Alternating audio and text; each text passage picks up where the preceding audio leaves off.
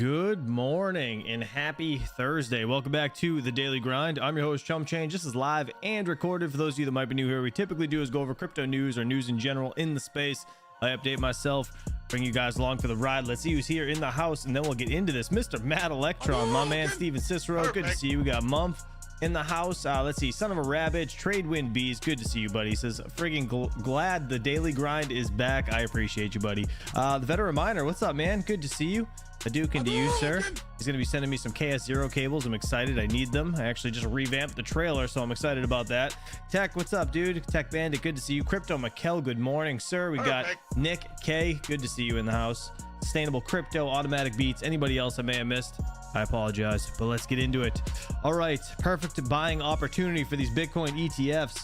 Honestly, I think it's a good sales pitch for them to get new people into the space. You know, the crypto market just had a huge pullback and everything is on sale. Everything looks like it's semi-green or light pink, you know, kind of floating sideways from yesterday, but the one that's sticking out to me is XRP. We'll get into that in a second. All right, Bitcoin 57,578 bucks. We got Ethereum at 24.55. Solana's at 156 bucks. I actually saw a kind of interesting video about Solana being kind of scammy, which is it was very weird. I don't know how I feel about it. I'm gonna have to rewatch it again later, and then I'll share it with you guys in Discord if anybody's interested in watching that. We got XRP over here, just about 61 cents. It's actually at 60 cents right now, but I guess there's been some pretty decent news, and we'll get into that in a little bit. Caspa over here, 16 cents, holding strong at 88 at 33 cents. The VIPs know I actually put 800 bucks into ADA last night. I figured it was a good buy, and I actually put 1,000 bucks into LTC because I think LTC is going to be doing just fine. I think I bought it at 55 bucks, so $3 since I purchased it. Not too bad. We're just gonna have to see what happens. I want to put some more in somewhere else, but I don't know where to do it. I really don't want to put more into Caspa, but I don't know, maybe we will. We'll see. Let's see, nothing else really jumping out at me. Dogecoin still about 10 cents. ETC's at 18 bucks, almost 19 bucks. Actually, I think ETC might be a decent buy right now too. I do actually, but I like mining that one. I don't really like purchasing it. I don't know why. Weird, very weird. Let's see, Matt Electron, Solana or V2 mining. What is that? Please explain, Mr. Matt Electron. Hello, Miss Pocket Change, thanks for stopping by. All right, over here on Crypto Bubbles, let's see what we got on the day. Looks like biggest earner on the day seems to be XRP, 18.9%. I'm honestly not a huge fan of XRP, but listen, their court case was a big deal, so we'll get into that again in a second. Toncoin 10% up on the day. Jasmy is down 9.3%. Seems to be the biggest loser. That's pretty sad. Pretty sad. Big oof for that. We got Render down 6.1% to $4.61. I think Render's actually probably going to be a decent buy as of right now. I think that's going to do well in the bull run. We got Fetch AI over here, or I don't know why they changed the name. ASI Alliance. I don't know what's happening here, but down 8.6%. To 82 cents. Yeah, again, nothing else really jumps out at me. Just kind of whatever. Everything's kind of floating sideways after the big fire sale. All right, Flashbang Crypto Fear and Greed Index looking like a 20. Bruh. Extreme Fear. Yesterday it was 29. The day before that, I think it was like 19 or something. It was like 19, I think.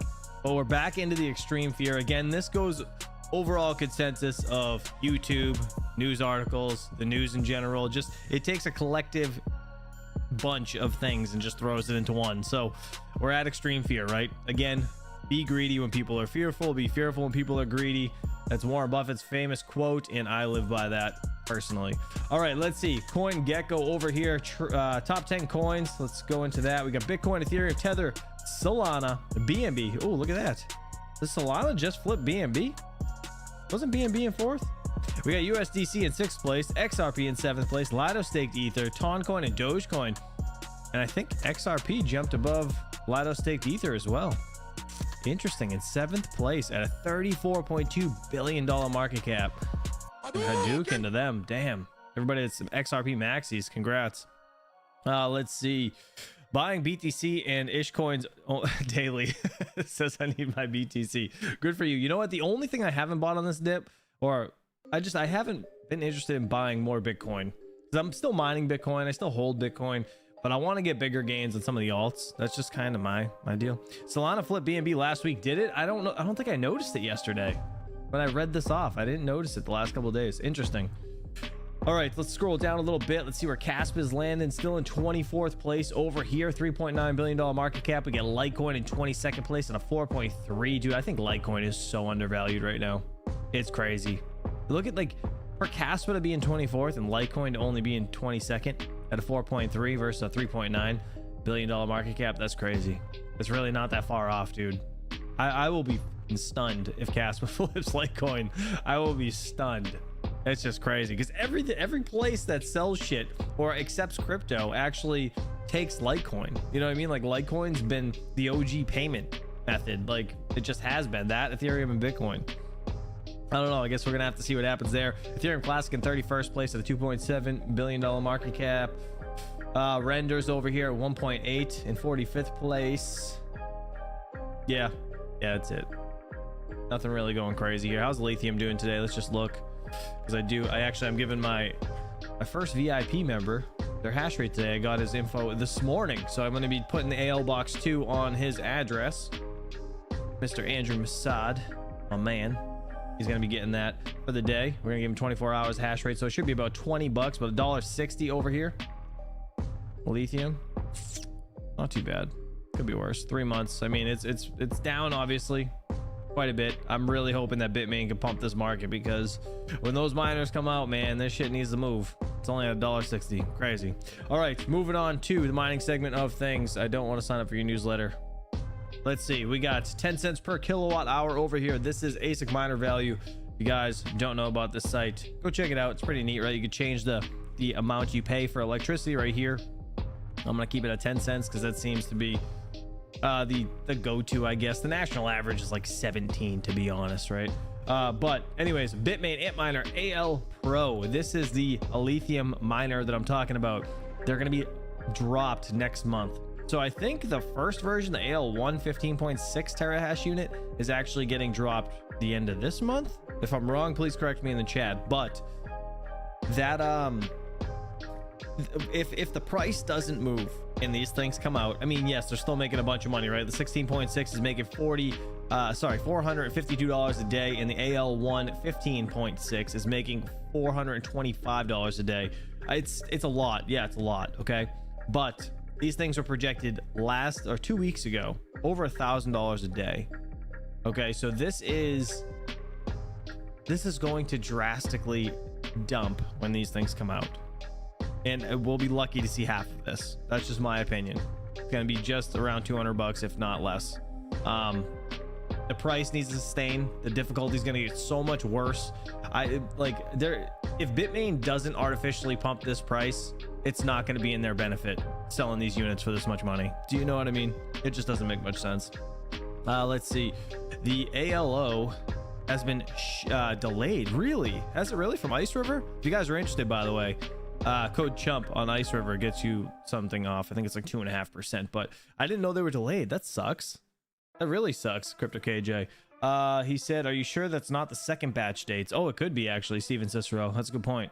That's a good point. Who knows? The KS5 Pro 21 terahash unit over here making $29.12 a day.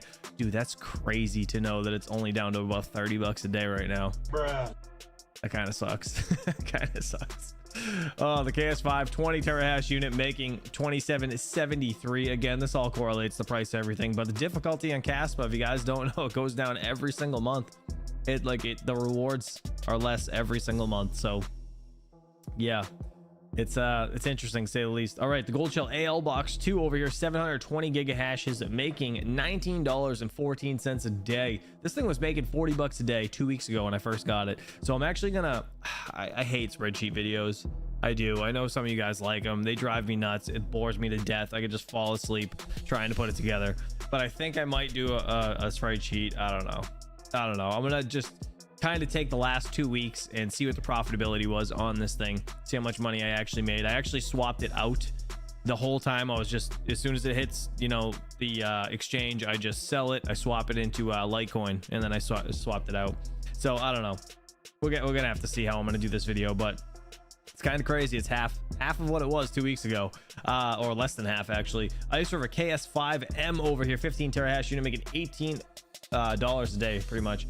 The L9, this unit, I can't wait to see these things come out. Actually, does anybody know? Oh, it says May 2024. That's when they were just listed, right? They haven't actually started shipping yet. I don't think they've started shipping yet. I could be wrong. Let me know if I am. 16 gigahashes though over here, making $13.24 a day. I want to see this thing in person, to be honest. My L7 has personally been profitable the entire bear market, so this unit, I think it's going to be a tried and true, just good machine basically for the next 3 years, hopefully, right? Knock on wood. We get the KS5L over here, 12 terahash unit, making $12.80 a day. The Ice River ALO, so we were just talking about, 400 gigahashes at 100 watts. This thing's a friggin' steal, to be honest, if it survives, right? It's making $10.88 a day. It was like $7.99, I think. It's pretty cheap, right? Relatively cheap anyways for $10 a day. Not too bad. Yeah, it's still a gamble with lithium and all the big machines coming out, but these Ice River machines, man, I love them. I absolutely love them. The little KS0, yeah, the KS0s, the Pro, the Ultra, they're awesome. I absolutely love them. The Dragon Ball Miner KS6 Pro Plus, 11 terahash unit, making $10.57 a day. IB Link BMKS Max over here making $10.18 a day.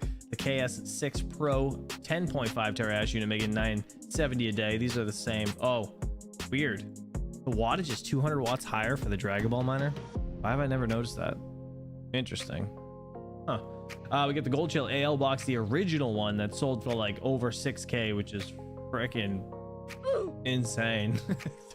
360 gigahashes over here, 180 watts, making $9.57 a day. Let's see, the AlphaPex DG1 over here making $9.23. The iPolo G1 over here, this Cuckatoo 31 algorithm, $9.34. KS3 over here making $6.29 a day. Bruh. Dude, that's crazy. The KS3 8 terahash unit is making that little. That's insane. We got the 9050 L7. You guys know I got this thing down at Terra Hosting. Shout out to them if you're interested in paying less than your electric rate. It's totally worth it. At least in my situation was. I pay 30 cents per kilowatt hour, so 10 cents is nice. Down here, again, 9050 making $3.83 a day. So again, this thing has been profitable the entire time in the bear run, or the bear market rather, right? So I can't complain. My L7 for a 3-year-old machine, it's actually been killing it. The Ice River KS2 is making 61 cents a day. The KS0 Ultra is only making 46 cents a day. Bruh. Dude, that's terrible. God, that's so terrible. If I was paying anything for electricity, I would be very upset that I had these. The KS1 over here, 1 terahash unit making 31 cents a day. The Ice River KS0 Pro is only making 11 cents a day. At least we're still making 2 cents the original KS0. That's still a big oof though. That's freaking terrible. Oh, it's so bad. All right, Doge 3 Plus. This is the unit I got. Shout out to Gold Shell. They sent this thing over at 10 cents per kilowatt hour. I'm still losing 12 cents a day.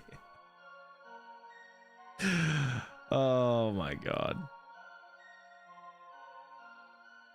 I just can't condone anybody buying this machine. It just, it's beautiful. It's got a PSU integrated. It's nice.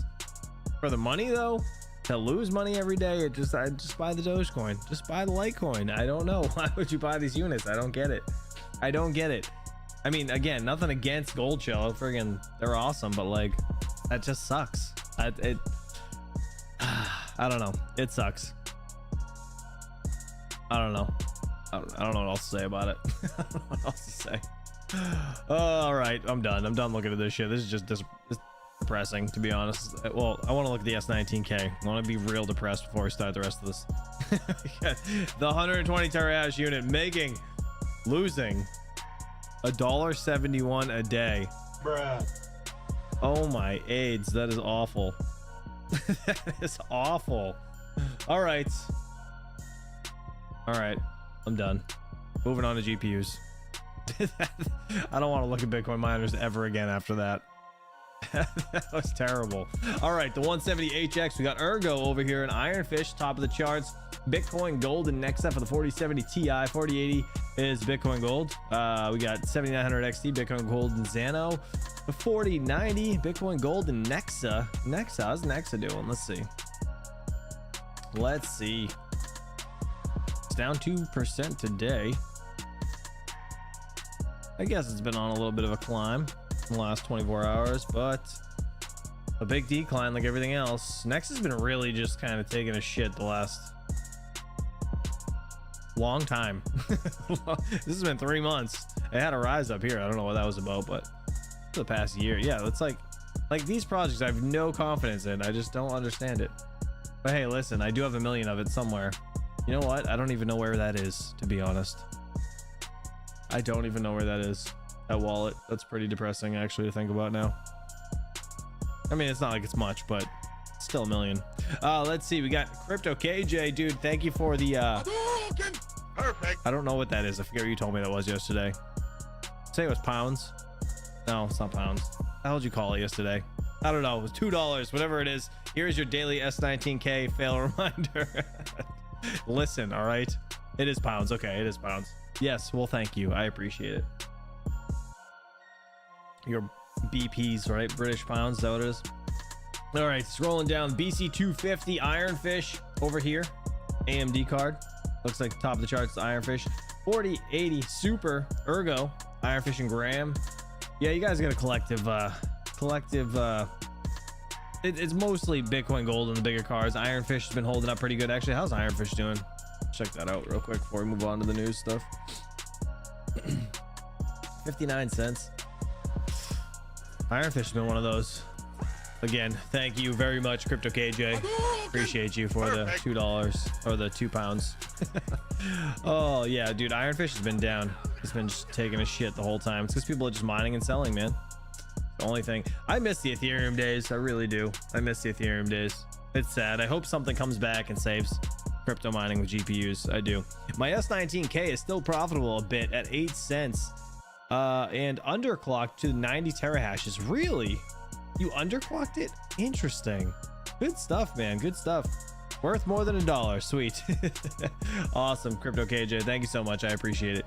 All right, let's move on to the news segment of things. So this is why we're seeing XRP jump, apparently. XRP rockets 26% as Ripple execs hail $125 million penalty as a victory. XRP's price has surged 26% as Ripple versus SEC case appears to be nearing its final stages, with no signs suggesting XRP will be classified as security. So, Hadouken to XRP. That's sick that it's not going to be classified. Well, no signs it's going to be classified as security. So, is what it is. Again, it says the price of XRP surged 26% as New York federal judge moved closer to ending a 3-year securities lawsuit against Ripple Labs, which executives are calling a victory for the industry. On August 7th, a judge ordered Ripple Labs to pay $125 million civil penalty and said the firm was permanently restrained and enjoined from violating United States security laws as part of the case brought by the Securities and Exchange Commission, the SEC.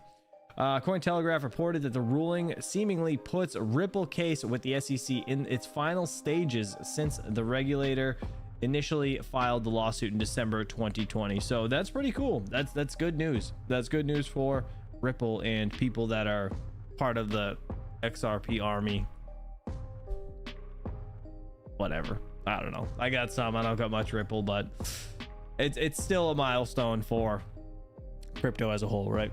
All right, let's move on. Let's see what they got to say about stock stuff and all this stuff over here on CNBC television. It says Neuberger Berman's Dan Flax on buying the tech sector dip. Let's see what he's got to say over here. This is posted about 2 hours ago. Let's do it. Some of the biggest names in tech still trying to recover from Monday's sell-off. Join us right now with his picks. Dan Flax, Neuberger Berman, senior research analyst. We've all been wondering whether this is a dip, whether you buy on the dip, whether it's a falling knife, and the knife is going to continue to fall, and what's really happening here. So, Dan, take it away. First of all, before we even talk about what you'd buy or sell or do, where are we in this knife falling scenario? Good morning, Andrew. I think we're towards the latter stages of the knife falling scenario. There are cyclical headwinds that all the companies are facing, and that's going to continue, I suspect, in the months ahead. For these companies, and I see select opportunities in a name like Apple, where they're executing well on their product cycles. I think Apple Intelligence will really help to transform the device experience over the next several months. So you should have a strong upgrade cycle for perhaps iPhone 16, but maybe more iPhone 17. Services, of course, remains healthy. If you look at Google, and I appreciate the dynamics with the antitrust ruling, but I think what will matter more for the stock over the next year is their performance in search, which remains healthy. And I think search is being transformed with generative AI. And so I believe that platform's healthy, and I think their cloud and YouTube businesses also will see strong growth.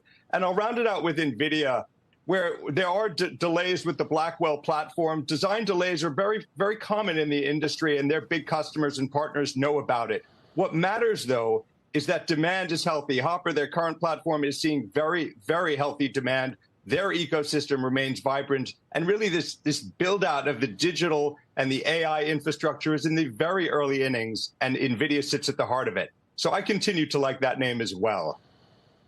What you look at NVIDIA now, 98.48. 12 months from now, 24 months from now, what do you think this company's worth? I think the company's worth substantially higher than it is today. And I can't give you a specific price target, but what I would say is that what you're seeing inside their customers' environments, in the cloud environments, the customers are investing in NVIDIA solutions and they're realizing returns. On the other side, inside enterprises, you have a transformation of those environments. For example, you have digital twins in manufacturing. Drug discovery is being accelerated with NVIDIA solutions, studies around climate detection, fraud detection in financial services. So there's really a whole host of new use cases that are gaining momentum. And I suspect 12 and certainly 24 months from now, those will be a lot bigger. And NVIDIA will see that in their financial statements, and that will drive share price outperformance. What do you do with Apple? Apple's sitting at a very interesting juncture because you have the iPhone install base. It's continuing to grow. The ecosystem, the developers, that all remains healthy. We're in a difficult period in terms of smartphone demand. China, of course, remains challenging as well. But what you're seeing through it is that Apple is continuing to redefine the user experience. Apple Intelligence will do more of that. And they do it in a fun, differentiated, and secure way. And it's incredibly intuitive. That, I think, will drive better iPhone growth over the next several quarters. You take that, you couple it with services, you couple it with the iPad, Mac, wearables, which I think remains early. And I think their earnings and the free cash flow generation, this company generates over $100 billion annually. I think that'll be significant over the next 12 to 24 months, which sets the stock up well, in my view, at current levels. Interesting. All right, let's see. Is anybody invested into Apple or NVIDIA? Let me know in the chat. Let's see. Young, parts of the market are turning in favor of smaller stocks. Let's see what they got to say over here. Again, this was posted about 2 hours ago.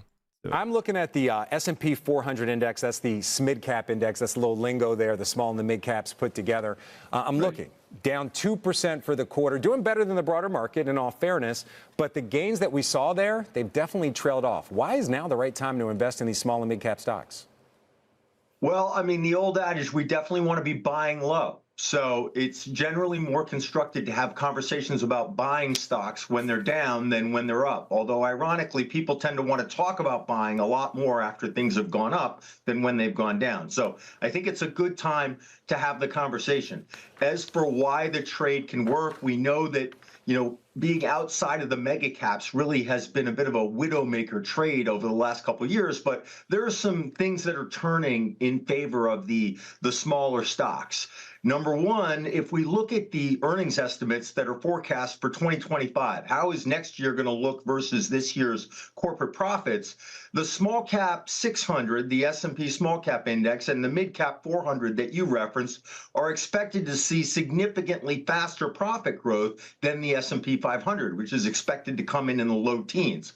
We're looking at high teens to over 20% for mid and small caps. Now, obviously, we have to dodge the recession bullet, which is obviously the subject of much debate right now. We think that will happen. We have to remember that the recessionistas are a little bit like the boy who cried wolf. They've told us we're going to have a recession several times in the last few years. Well, hold on, Alec. I got to jump in. The people calling for small caps to rally are also kind of starting to sound like the people that cried wolf, because from Tom Lee, everybody else, has been saying since the beginning of this year that small caps are going to rally. We haven't quite seen it. We did see a strong July, but we haven't seen it fully. So I want to hit one of your other data points. It's talking about the leverage when it comes to small and mid cap stocks. You gave us some great data, by the way. So according to your data, the interest coverage ratio for the S&P 500, almost 8%.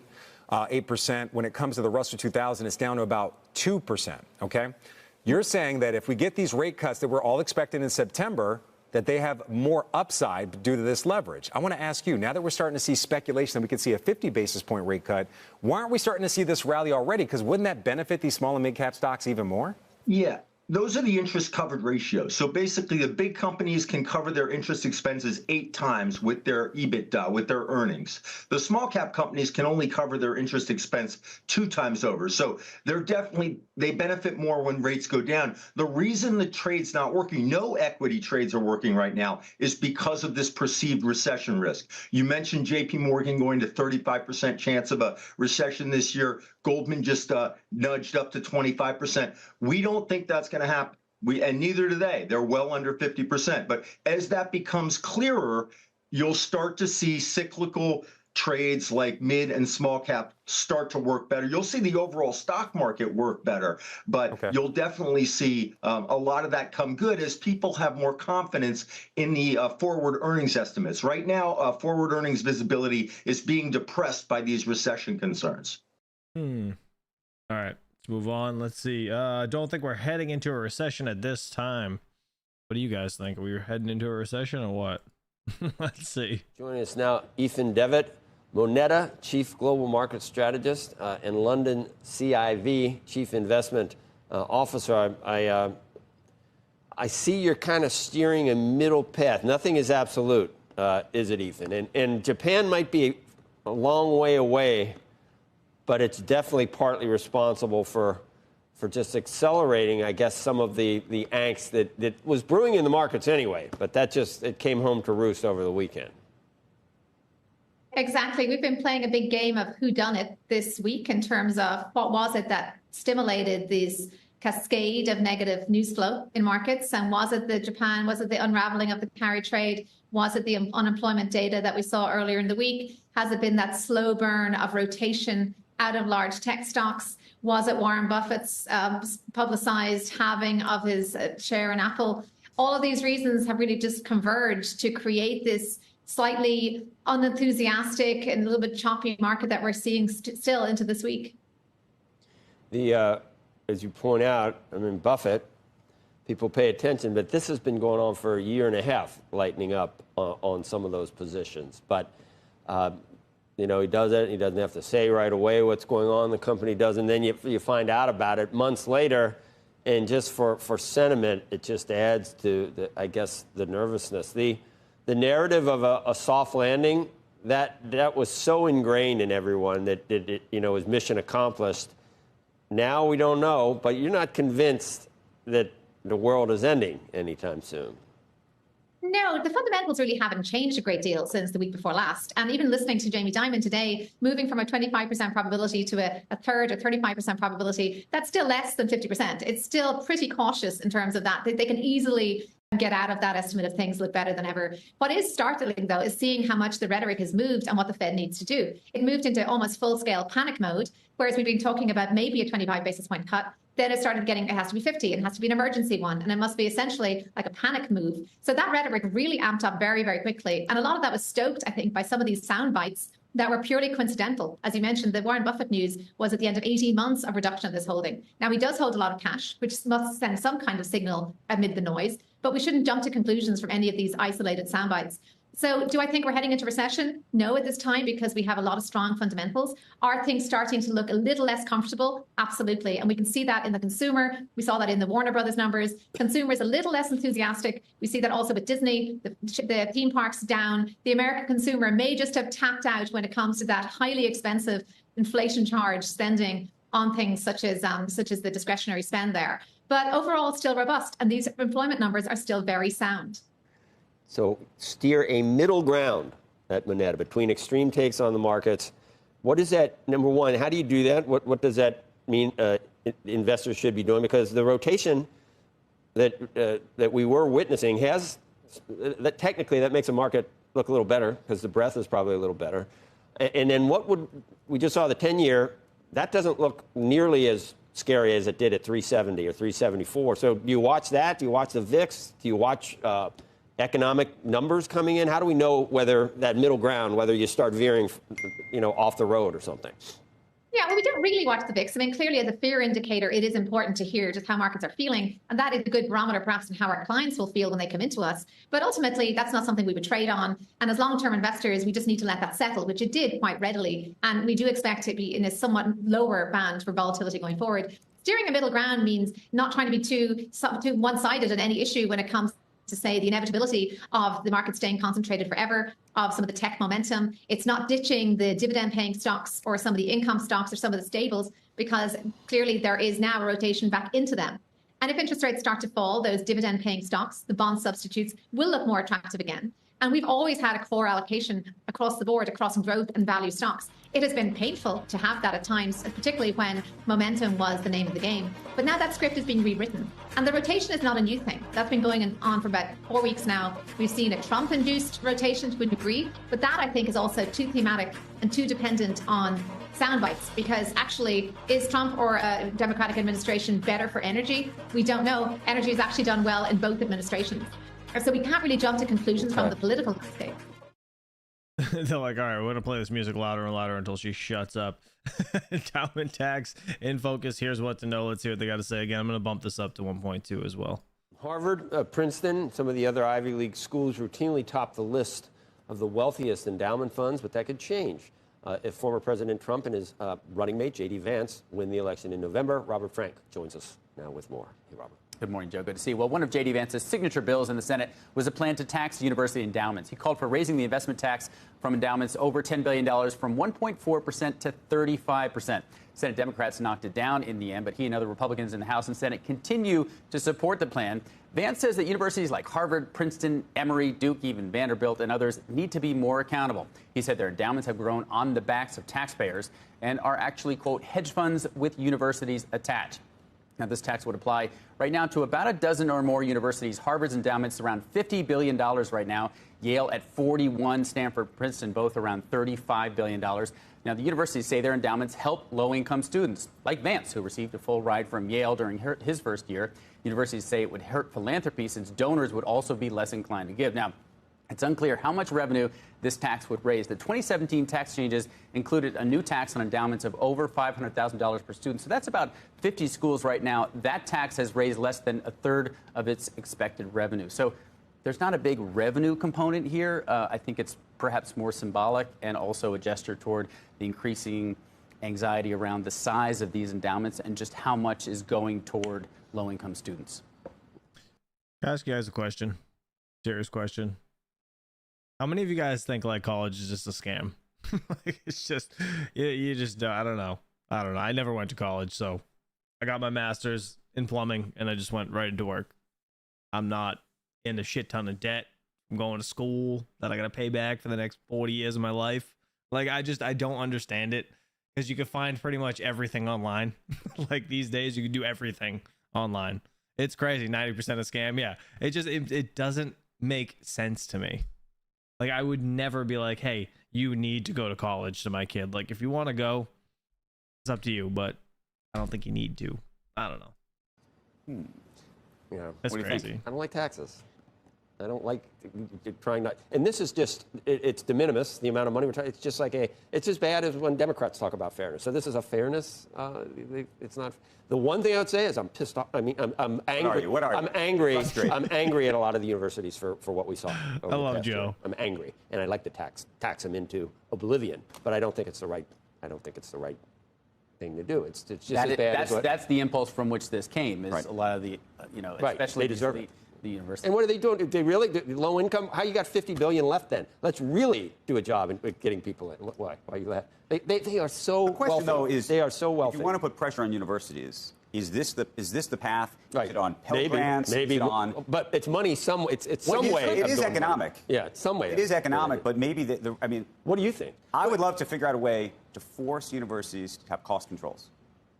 This could be a way to do that in some ways, but I think the real way is going to be on, all sorts of, unfortunately, on tuition, because of scholarships and other things, that if you could actually put a sort of ceiling on these things, it would force the universities to actually have some budget. Cost controls. That's crazy. Real quick. I need my BTC said yes and no. I work for a college, and if I had the piece of paper, it would double my salary. It's like, that's crazy. So I don't know if you guys know, I listened to Joe Rogan's podcast, and he had I can't think of his name, Jordan Peterson. He had him on, and he's actually starting his own like online university with like real teachers and stuff, and they're gonna make their degrees like legit for, you know, just same thing as you would get from like, you know, like a bachelor's or whatever from an actual college, but you'll just get everything online now, and it's gonna be like literally, I think he said like a 20th of the cost. Like, dude, I just feel like colleges are just they're gonna disappear at some point.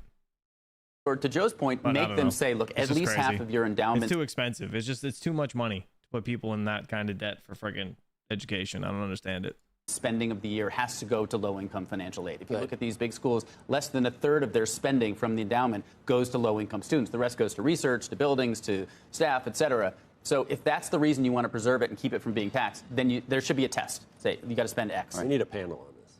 And we are going to go do that. And Robert's sticking around. Don't go anywhere, sir. Natasha Sarin, former Treasury Department official, now with Yale Law School and Yale Law School's School of Management. Also, William Trackman, former Trump Education Department appointee and now a general counsel for Mountain States Legal Foundation. Good morning to both of you. You heard Robert. Natasha, I'll start with you. What do you think? Unfair to do it this way? I'm thinking that's what you're going to say. Well, Andrew, Robert made a lot of incredibly good points, so I'll kind of reiterate them. This tax proposal isn't about raising revenue. It's not going to raise much of anything at all. So it's not about addressing very significant problems we have with respect to a debt to GDP ratio that's going to rise to above 130 over the decade. This tax proposal is not about making college more accessible and affordable, which are worthy aims, but this would actually do the exact opposite of that by making universities less inclined and have less resources to be able to invest in educating future generations. What this tax proposal is about, and J.D. Vance has been super explicit, is it is about the fact that he views universities as the enemy and thinks that they're hostile to his vision of the world and wants to find a tool to exert political pressure on them and thinks this is a good one. And I mean, you know, I'm biased. I sit at one of these universities. But I'm very firmly of the view that American universities are kind of the envy of the world because of the training that they're able to provide many of the workers that work for people who are watching this show. And that's something that we should seek to preserve, not something that we should seek to attack. William? This is an attack. That's what it is, right? Or you think there's something else going on here? Well, this goes back to a 1983 Supreme Court case about Bob Jones University, where in an 8-1 decision, the court said that it's okay for the federal government to strip that school of its tax-exempt status because the school didn't allow interracial dating or interracial marriage. And so this is just another example of how the federal government can prioritize how it doles out tax benefits. These universities have extraordinarily favorable tax treatment, much lower than you or me or your average hedge fund.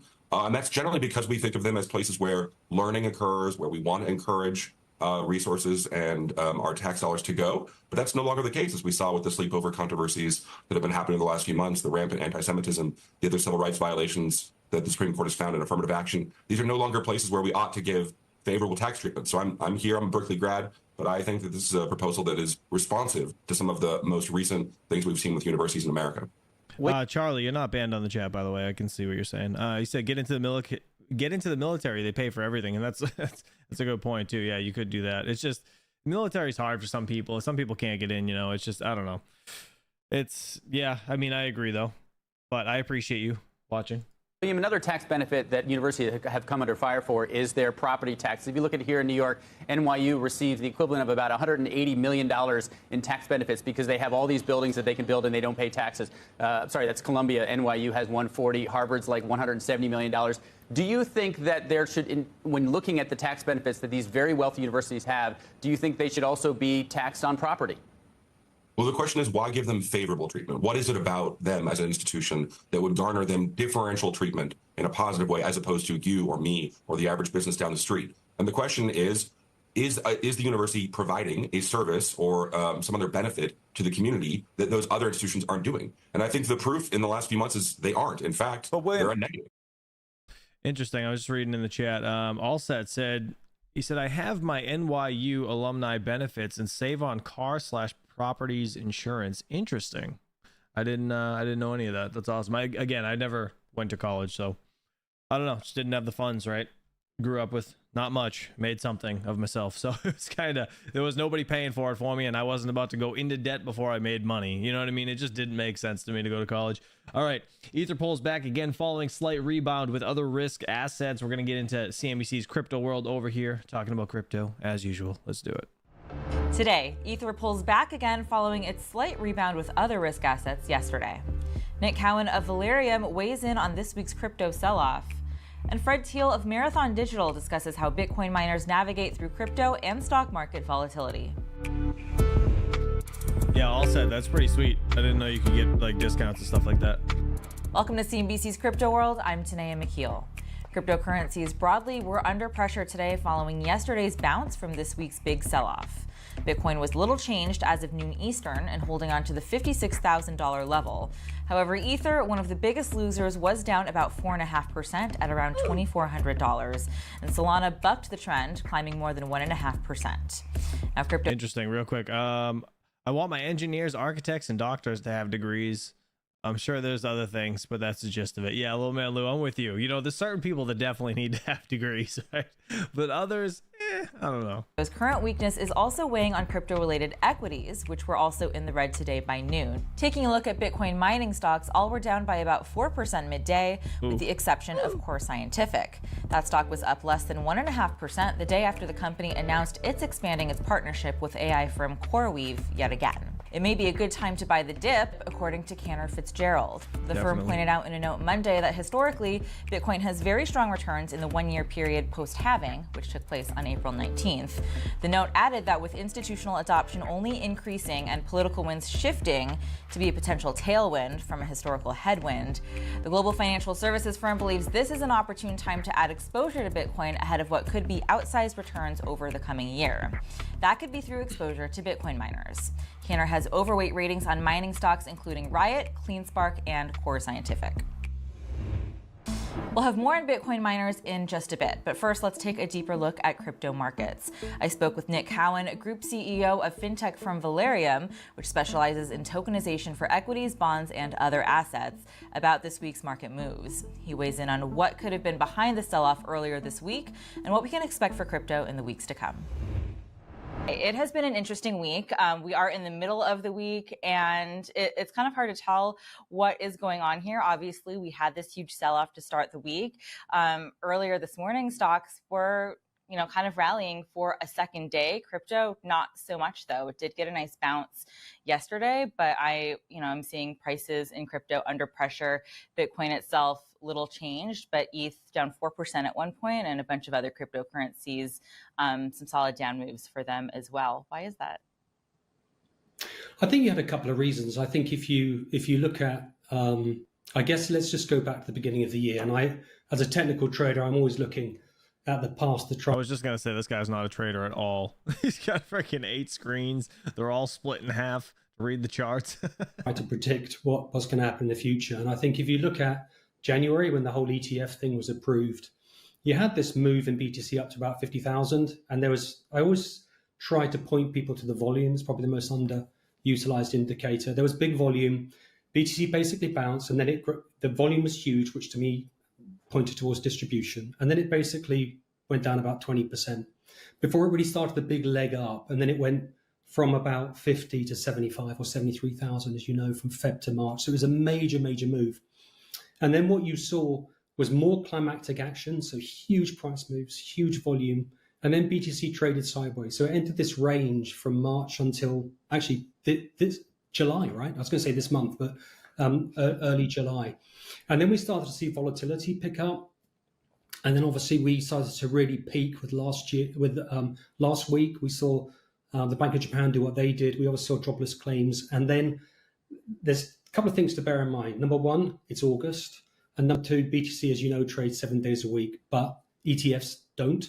So over the weekend, you had exacerbated volatility as BTC dropped. And what I was looking for on Monday was whether we were going to see the big funds and the big ETFs come in and start to support some of these price moves. So first of all, let's look at BTC. If you look at what happened on Monday, BTC fell to 49,000. It was exactly almost to the dollar, the same point at which it peaked in January when the ETF announcement was made. massive volume, the highest volume that you've seen since March, and before that, November 22. What that told me was there was huge accumulation going on. And in fact, when you saw on Monday how BTC closed, it was in the upper half, so it's quite a healthy close. And that, to me, when you look at BTC, you look at the selling climax in ETH, look at selling climax in Apple, Amazon, all of these things showed that this was an opportunity for the big money to accumulate. And that expression, you can't make money while everybody's interested. That was a completely apparent. So as a technical trader, you're kind of waiting for those kind of days to come along where you see dislocation, you see panic. It's August, so the moves are going to be exacerbated.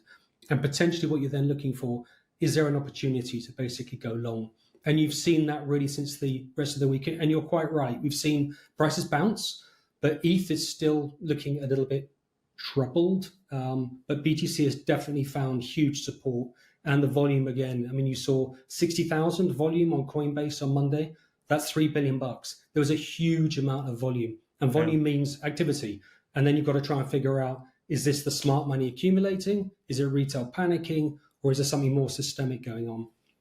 Honestly, I think what they're doing is like with this whole pullback, the ETFs, dude, there's no way that like BlackRock and those guys aren't reaching out to their clients like, hey, listen, this just had a major pullback. It's time to get in. You know what I mean? Like if I had a financial advisor like that, like hell yeah, call me when shit like that happens. Because why not? Like it's a good time to invest. Let me know when shit's down. And I mean, we saw a rebound, what, $8,000 in like a couple days? That's crazy, right? And it's got to be from pressure from all the big guys.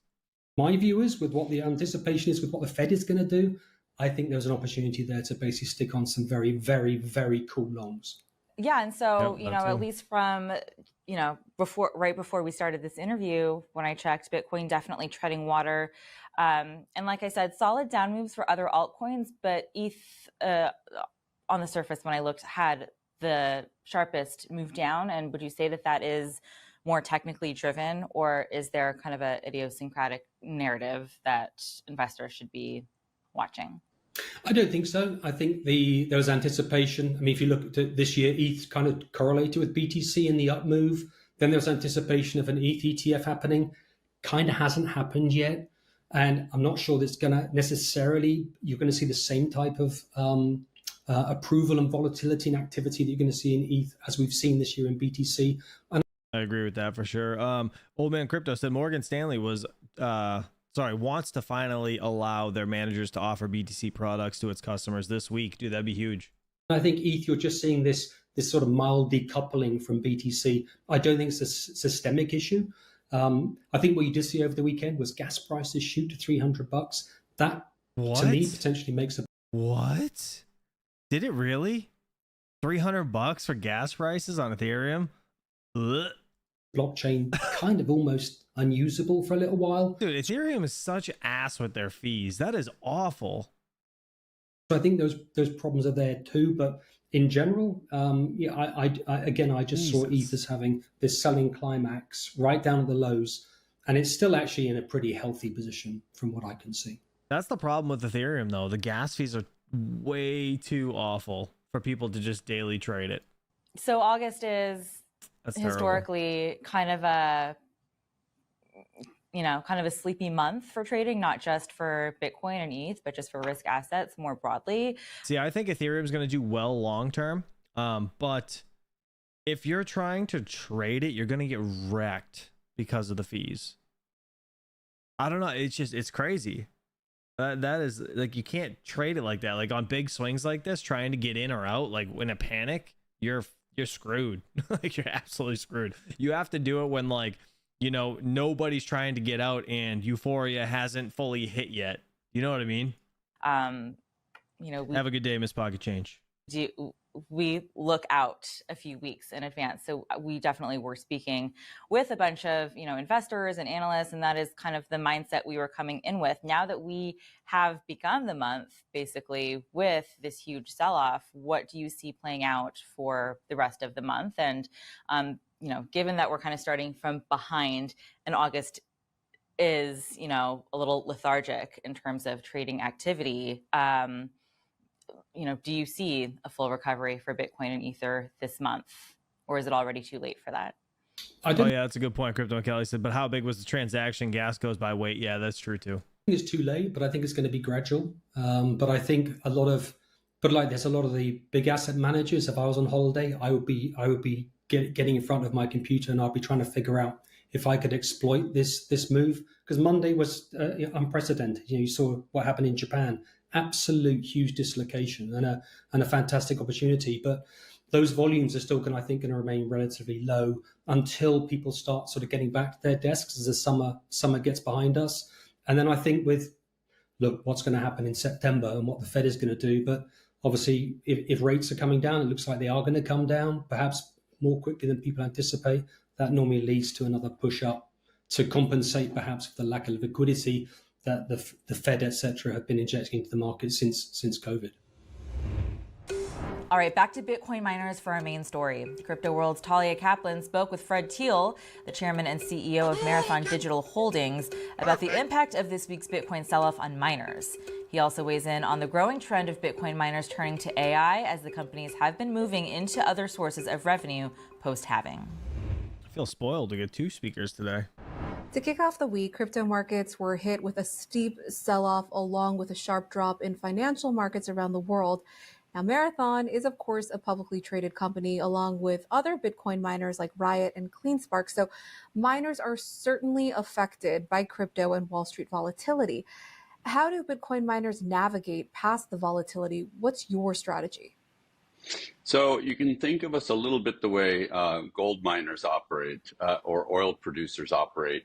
The cost of our commodity in the marketplace goes up and down, but our cost to produce is driven by other factors, right? Our cost to produce Bitcoin is driven by the cost of the energy and the global hash rate, which results in the difficulty rate of what we do. And so if Bitcoin price drops, it impacts our margin, doesn't impact our costs so much. If Bitcoin price goes up, then we earn more money, obviously, and our margin expands. So when you have this type of volatility, if you look backwards, you'll see that over any kind of period of 2 years or more, Bitcoin tends to revert to mean, like most trends do. You look at the S&P 500 index over 20 years, yeah, it goes up, it goes down, but it reverts to mean. And the same thing happens with Bitcoin. It's just that Bitcoin's price appreciation curve is a little steeper than the S&P 500s. And so we look at the long term. And the other event we have is this halving event that happens every 4 years. The most recent one happened in April. We were well prepared for that. And now we're very focused on continuing to grow our production base, grow our number of exahash in production, expand our business. And we're also very focused on diversifying our business. And this is where our business becomes more resilient than your pure play Bitcoin miner, right? We are mining Caspa in addition to Bitcoin. Why should we mine Caspa? Well, on a per kilowatt basis, we earn more mining Caspa than we do Bitcoin. It's not to say we're going to abandon mining Bitcoin. It simply means that we found other revenue streams that generate higher margins that allow us to subsidize our cost to mine Bitcoin, subsidize our SG&A costs, and even acquire Bitcoin in the marketplace, like we did a few weeks ago when we went in the market and bought $100 million of Bitcoin at the last dip. And so we are very opportunistic. We love to accumulate Bitcoin. We now have over 20,000 Bitcoin in our treasury and continue to grow it. And while we're not as big as MicroStrategy, obviously, we have the same underlying beliefs about Bitcoin as a strategic reserve asset for treasuries for companies. And so, what? He said Caspa? No, he didn't, did he? Sorry, I was reading the chat.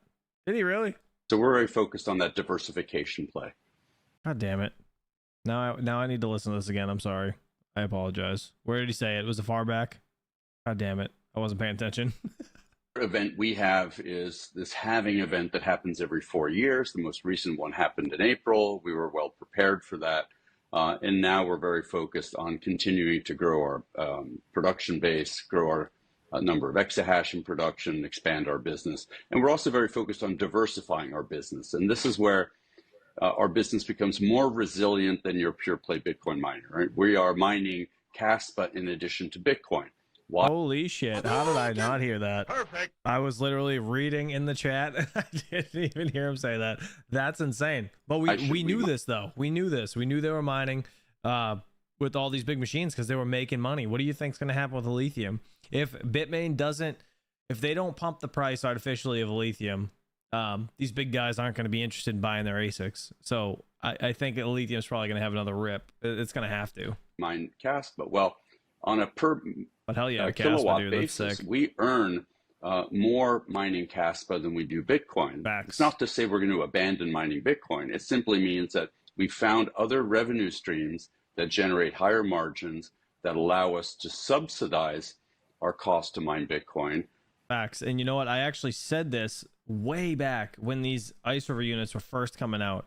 I said, if you want to get into mining Bitcoin, and I know some people are going to disagree, right? It's the cheapest in because you're getting the most per day. If you were just to mine Caspa, say to like NiceHash or something, get paid out in BTC, you're getting more Bitcoin per day for these units. You're running these units, right? These Caspa units. It's just that's exactly what they're doing. They're just mining the Caspa and they're swapping it out to Bitcoin. That's what I'm getting anyways. Subsidize our SG&A costs and even acquire Bitcoin. Makes total sense. In the marketplace, like we did a few weeks ago when we went in the market and bought $100 million of Bitcoin at the last dip. And so we are very opportunistic. We love to accumulate Bitcoin. We now have over 20,000 Bitcoin in our treasury and continue to grow it. And while we're not as big as MicroStrategy, obviously, we have the same underlying beliefs about Bitcoin as a strategic reserve asset for treasuries for companies. And so we're very focused on that diversification play. Now, you mentioned the halving. Revenue from crypto mining has been sinking following the Bitcoin halving in April, which caused the business of generating new tokens to become much less profitable. As a result, many Bitcoin mining firms are turning to other sources of revenue, with some retrofitting existing facilities to service AI clients. In fact, this week we learned that Bitcoin miner Core Scientific is expanding its partnership with AI firm CoreWeave once again. Core Scientific said that all told, the newly expanded deal brings the total potential revenue to nearly $7 billion over the next 12 years. You were quoted in an article last summer saying that you see blockchain and AI as having a, quote, very tight coupling over time. And here we are seeing many miners jump on this growing trend of turning to AI as a means to grow revenue. What do you think about this trend? And is Marathon Digital currently taking steps to move into AI? So I think the trend, a couple of things about the trend. I think more recently you're starting to see people questioning, are we at the peak of the hype cycle around AI? Because like any new technology, whether it was the internet or any technology like it, there's a period of huge excitement where people start deploying the technology. And a lot of that is testing, experimentation. You look at recent studies that show that the vast majority of CEOs haven't seen a benefit of deploying generative AI yet, but they will over time. And just like all new technologies, you go through this early adoption cycle, then there's a lull, and then real commercial value is created as people figure out where does it create value. And I think we're still in that, we haven't identified how it creates value yet from a practical perspective, but people continue to build out a lot of data center capacity. We believe that in the AI space, inference AI, which is the other part of AI, one part is learning models. It's the building of these large models. The other part is inference, which is responding to the queries. When you ask ChatGPT, how should I develop content for a CNBC segment, for example, and ChatGPT responds, that's inference. That ebbs and flows, that demand ebbs and flows during the course of the day. And the problem is that AI data centers consume a lot of energy. And if their energy consumption varies, it's very hard for the utilities to give them the best possible rates. You can couple AI with a Bitcoin mining operation, and now all of a sudden you can generate a very flat load to the grid, which is exactly what the utilities want. So we are focused on working together with AI data center operators to build sites where essentially you can marry AI and Bitcoin mining in a very symbiotic way. We're also very focused on providing the technology to cool AI data centers. So we're very focused on two-phase immersion technology. We've been talking a lot about that. We're now starting to make inroads with certain partners in that area. We believe that over time, liquid immersion cooling is going to become a core part of the traditional AI data center infrastructure. And so that's how we're playing it. We don't believe Bitcoin miners should be in the business of hosting GPUs because if you look at NVIDIA's roadmap, they are upgrading their product roadmap every 6 months. You can't swap out equipment that quickly and stay very profitable. So you have to have a relationship with a company like a CoreWeave that Core does. It's a very unique marriage, CoreWeave and Core. Fully believe that CoreWeave over time will acquire Core, which would be great for Core shareholders. But I think that there are very few companies like CoreWeave who can actually build the types of data centers and operate the type of data centers together with people like Core. The vast majority of our peers in the industry really don't understand how to do AI. And I think it's much better off if you're an infrastructure provider, you partner with the people who are specialized in doing it. And what you'll see Marathon do over the balance of this year is announce projects where we're partnering with AI data center developers to really marry AI and Bitcoin mining. Teal also discusses Marathon's second quarter earnings report, which was released last week. Yeah, I don't care about their earnings. All right, moving on to videos. I want to catch up on Altcoin Daily. I know you guys don't like this, but I apologize. Biggest Bitcoin collapse. Morgan Stanley and BlackRock jump in. Let's see. Doesn't surprise me at all, to be honest, but let's do it. If this would play. The most important point for people to understand is that Bitcoin volatility is a feature. It's not a bug. Top story of the day. This is huge news. Morgan Stanley's 15,000 plus wealth advisors across the U.S. are now selling Bitcoin ETFs to all Morgan Stanley clients. Morgan Stanley has millions of clients nationwide. Morgan Stanley has 1.5 trillion assets under management. Their advisors can now reach out and solicit said clients, ask them, offer them Bitcoin in their portfolio. This 1.5 trillion assets under management, much of this is liquid, meaning that... No, I think he's saying CoreWeave, not Clore, Mr. Crypto Mikel. Once the client is pitched, and if the client is interested in Bitcoin, it just takes a few clicks of the button to move this liquid capital into Bitcoin. The ETFs Morgan Stanley is currently offering are BlackRock and Fidelity. You need to understand how truly significant this is. Here, experts Andrew Parrish and Fred Krueger, two Wall Street TradFi experts, help us understand why Morgan Stanley opening up the floodgates to Bitcoin in this way is such a huge deal. First, let's understand what things were like before this change. It's a material change in the optionality of buying these products on Morgan Stanley's platform. So some context. These have been available for several months, but they've been siloed in the absolute tippy tops of the ultra high net worth version, PWM, private wealth management. What is that kind of asset? Kind of, are we talking 100 million plus? Yeah, no. You got to have 25 million bucks to be in that space. 2 to 5% of the total client base of Morgan Stanley is in that area. It's not a big number. Now let's understand what happens now that this has happened. So when you open it up to the totality of the platform, bottom line is it's going to be available to everybody. More importantly, it's going to be available on a solicited manner, so advisors can talk to clients about the performance of these products and to consider adding them to their portfolio. Whereas previously, not only were the products siloed, but those ultra high net worth customers had to come to their advisor and say, I want this in my portfolio. So those restrictions are gone, those obstacles are gone, and the availability of these two spot Bitcoin ETFs, BlackRock and Fidelity, are now going to be available to, $2+ trillion of wealth management. You're probably talking about a couple $100 billion in assets had access to it before. And now we're talking about 2 trillion that have access to it. And finally, what does this mean for the future? What comes next? I love this answer. Well, the reason why it's important is because we're going to go from it being approved in this manner on Morgan Stanley. Then Wells Fargo will follow. Then UBS will follow.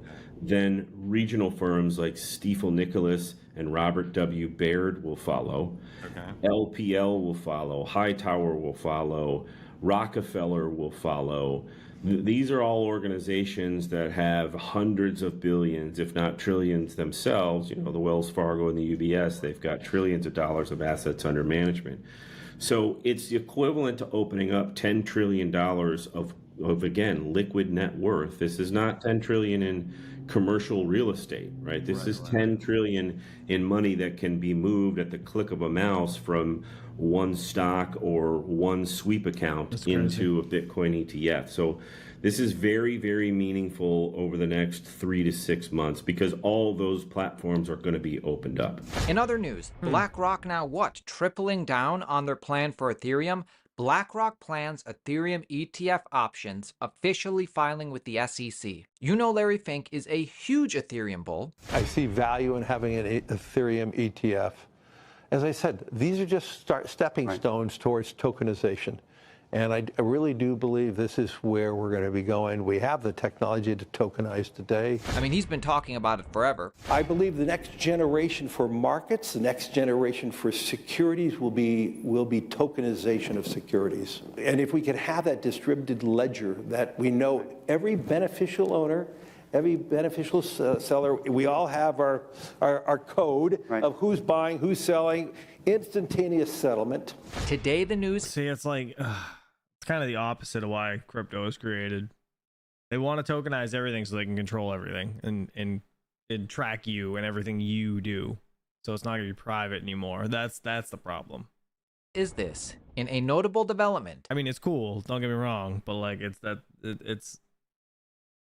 it's also a problem. BlackRock, one of the world's largest asset managers and ETF issuers, has collaborated with NASDAQ stock market in a move to introduce options for its Ethereum ETF recently approved by U.S. regulators. This filing with the U.S. Securities and Exchange Commission, the SEC, outlines BlackRock's proposal to amend Options 4, Section 3, to allow for options trading on the iShares Ethereum ETF trust. Quote, the exchange believes that offering options on the trust for trading on the exchange will promote competition by providing investors with an additional relatively low-cost means to hedge their portfolios and meet their investment needs in connection with spot Ether prices and Ether-related products and positions. And it's obvious why BlackRock and Wall Street at large wants to get more involved with not just Bitcoin, but Ethereum and crypto. So with Ethereum specifically, Ethereum through the eyes of TradFi, this is how Wall Street sees it.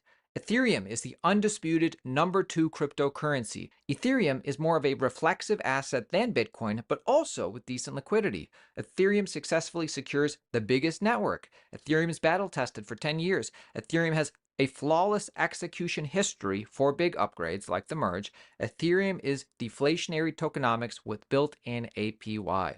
And by the way, despite volatility in the market, recently staked Ethereum holders have remained firm and staking continues to be at an all-time high of 33 million Ethereums, bullish for the medium to long-term price of Ethereum. And now getting into even lower cap altcoins, this news is huge for both of these cryptos. Grayscale launches 2 new crypto investment products, the Grayscale BitTensor Trust and the Grayscale Sui Trust. What? Is anybody into either of those? BitTensor or Sui? They're both coins. That's interesting. That's very interesting, actually. So both of these trusts invest in the native token of each protocol. The Grayscale BitTensor Trust invests in BitTensor's native Tau token.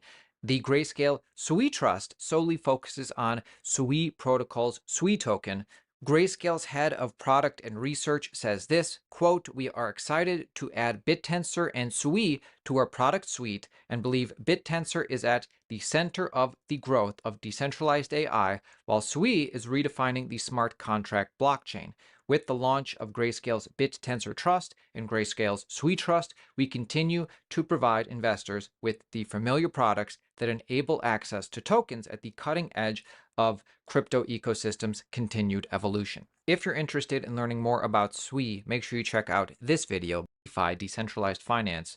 Wonder what this will be. Bitcoin addresses with a balance of over 0.1 Bitcoin is nearing an all-time high. Strong hands are buying. Michael Saylor bought more. First, I want to ask you, in the last couple of days, you did see for a moment there Bitcoin fall below that $50,000 level. I do understand that MicroStrategy acquired an additional 169 Bitcoin for just over $11 million in July. But Dude, he just like apes into shit. It's crazy how much Bitcoin he buys when it dips. when you see that dip So below smart. 50,000, do you dive right in, and to what degree? You know, So smart. we're always buying Bitcoin quarter by quarter by quarter. It's a long-term strategy. But the most important point for people to understand is that Bitcoin volatility is a feature. It's not a bug. The volatility creates tens of billions of dollars of credit and liquidity at all times, everywhere, to everyone in the world in the short term. But over the long term, that volatility is driving superior asset performance and durability. So it's volatile because it's functional. The other markets are all closed and they're crippled by the physics and the politics of the asset. We look at Bitcoin as cyber Manhattan. So there's never a bad time to buy up scarce, desirable real estate in the greatest city in North America. There's never a bad time to buy Bitcoin. So we will just generally acquire it, you know, whenever we have cash, whenever we can raise money in the capital markets, whenever we see the opportunity. I think timing the market is almost impossible for the mere mortal. It's time in the market that matters. Subscribe to our... He is so right. Time in the market beats timing the market. That's always tried and true. All right, let's get back into the recap segment of things for anybody that might just be joining. Wrapping things up in the deep green and light green here. Look at this. Everything's going up. Hell yeah. I knew I should have bought more LTC. Damn it, I should do that. But Bitcoin's at 58,676 bucks. Got Ethereum at 24.98, almost 2,500 bucks. Got Solana 160 bucks. Let's see, Dogecoin still 10 cents, up 5.9%. We got Caspa at 16.3 right now. XRP still 61 cents. Again, they apparently, let's see, where is it at? Right here. XRP rockets 26% as Ripple executives hail $125 million penalty as a victory. More or less suggesting that XRP will not be classified as a security, right? There's no signs of it. So that's pretty dang interesting. So shout out to the XRP army or whatever they call themselves. ETC's at 19 bucks right now. It was 18 before we started this show. Let's see, nothing else really jumping out at me, but everything is freaking turning green, and this is nice. It's nice seeing a nice upside. 2,500 on Ethereum now. Nice. Look at that. Look at that. Oh, dude, I don't know why this site does that now. It's weird. All right, crypto bubbles, see what changed. Nothing. Still XRP, same 22% up on the day, looking very healthy. This is BitTensor over here, 284 bucks. If that's true, man, with their iTrust, Grayscale's iTrust, and possibly this thing's gonna get an ETF at some point. That's usually what happens. This might be a good time to buy. It's ranked 36 right now. Interesting. Let's see. Where is BitTensor? Over here, right here. Teo, 39th place at a $2 billion market cap. Again, 282 bucks. What's the all-time high, actually? What are we looking like? Down 60% 5 months ago. Damn, 757 bucks. Jesus. Perfect. That'd be sick. XRP is not a security. Pay $120 million not to be classified as security. LMAO, what a joke, says Panda. Yeah, you're not wrong. You're not wrong. It's kind of crazy, but whatever. I don't know, dude. I'm not into XRP. It's not for me. I got some of it, but not much. But this one here, there was actually a really good video from, damn, what the hell is his name? Siam Kid, I think. I have to look it up. Kind of went over Caspa and BitTensor with the, what was it? What was that method?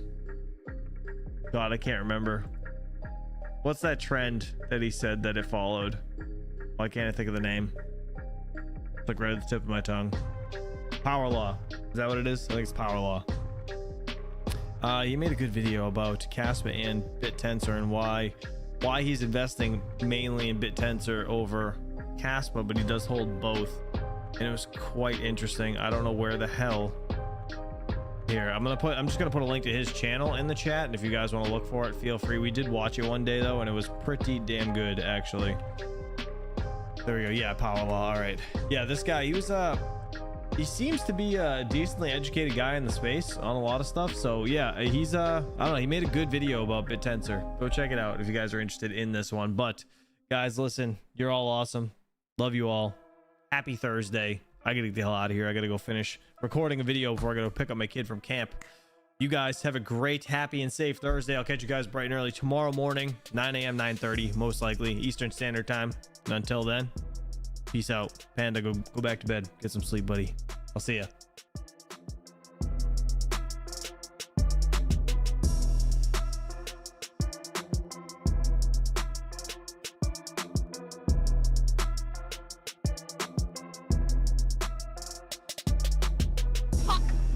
Spit on that thing. If she don't hawk to her, we don't talk to her. Perfect.